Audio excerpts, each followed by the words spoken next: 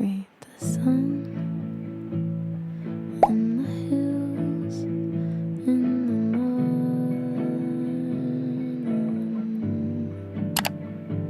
and the ocean by the shore in the evening,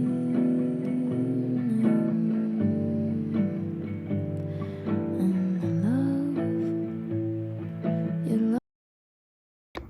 Welcome to the Real and Raw Reset Sunday vlog. Hi, beautiful people. Last night I went out. I'll share clips of where I went. I went to this pop-up holiday bar called Miracle Toronto, or I'm not sure if it's called like that or it's just called like that during the holidays, but I heard from a friend that they're also they also do a Halloween thing. So I'm not sure if it's only called Miracle Toronto on the holidays, but this year it's called Miracle Toronto. Last year it's also called Miracle Toronto. I went to something similar in DC a few years back, and it was just an explosion. Even last night's was just an explosion of Christmas. And if you love Christmas, feel free to check it out, or the holidays. It has everything. They had like a sleigh, they had like a giant teddy bear that hugs you. It was so cute.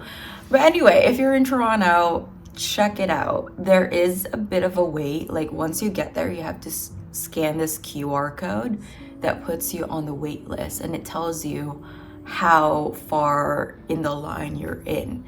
And my friend and I, we got there at like 7 or 7:30, and we didn't get in till like 10:30 something. So you just gotta be ready. Even if you go early, it's still long. What do I do on my Reset Sundays? Sometimes I do the most during the week. So I usually reserve my Sundays to just do anything that gives me back energy, joy, fulfillment, or just be with myself, or sometimes not, time with family.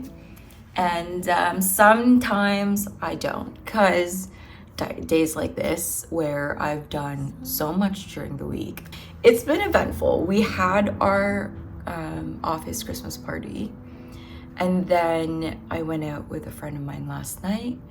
I also went to my first ever meeting for my work alone. I started this new role this year at the beginning of the year, and they usually don't let you go to meetings by yourself because you still need to learn the ropes. You still need to kind of shadow, figure out what the dynamic is, make sure you're comfortable with questions that do come up. If you haven't seen my previous video or previous vlog, I work in corporate finance. I'm actually a relationship manager. That doesn't mean that I advise couples or whatever. I'm an account manager per se. We just say relationship manager because it's a lot more, spicy. As spicy as it could get in corporate finance, to be honest. We're on the floor this morning because I don't know about you, but if I've just had a workout, I love to just like stretch. I'm sore today too. This is me doing the most. Okay, I'm getting sidetracked. Reset Sundays are very sacred to me. Don't mind the hair. Now it's just doing its own thing because it's also doing its own Reset Sunday. So, what do Reset Sundays look like? What I have planned for myself is to read. Oh, I love books. Like, I gobbled up Magic Tree House. So if you love reading, I want to be best friends. I've recently reconnected with that side of myself. Now I'm reading a few books. They're kind of books that you need time, reflect on it, absorb it. If you've read Atomic Habits, you would know what I mean. Like Atomic Habits, you can't just like binge read it. It's kind of like you read it and then sit with what you've read and kind of apply it in your life and then read the next chapter. So that's how I feel with these books. It's kind of like I can't binge read everything, it's because I need to internalize what's going on, what are they saying. I need to apply it in my life one way or another. One that you have already seen in the video, it's called The Creative Act, A Way of Being. It's by Rick Rubin. He's an amazing music producer. The things that I've highlighted or underlined that I loved: give yourself permission to be wrong and experience the joy of being surprised. Another book that I've been reading on the side is this book that my friend borrowed or lent me. It's called The Gift: 12 Lessons to Save Your Life by Edith Eger. I'm just gonna read the synopsis. Edith Eger's powerful first book, The Choice, told the story of her survival in the concentration camps, her escape, healing, and journey to freedom. In The Gift, which is this one, Eger, I feel like I'm saying that wrong, explains that the most persistent prison she experienced was not the prison the Nazis put her in, but the one she created for herself, the prison within her own mind.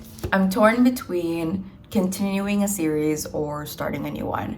Tower of Dawn by Sarah J. Maas, or I start a new series, which is The Fourth Wing by Rebecca Yarros. Is that how you say her name? My dilemma is I'm not a big fan of K-Wall. Didn't know about this tandem read that you could do with Empire of Storms and Tower of Dawn.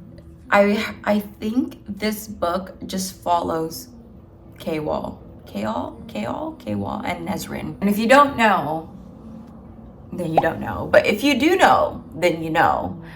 I'm not a biggest fan of K-Wall. Used to be back in Crown of Midnight. I began to hate him after Heir of Fire. So I don't know how I feel about going through this. There's 658 pages. Let's start our self-care Sunday, shall we? I'm going to put on a face mask, have a little bath. I bought some Epsom salt the other day. Read a book maybe, continue journaling.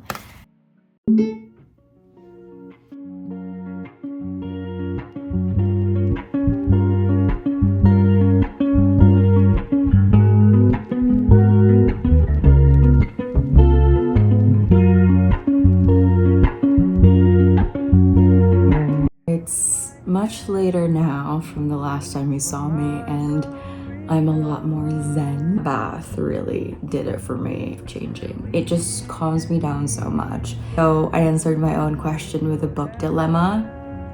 I started The Fourth Wing, and I think I'm 48 pages in, and it is, I'm sensing a little something.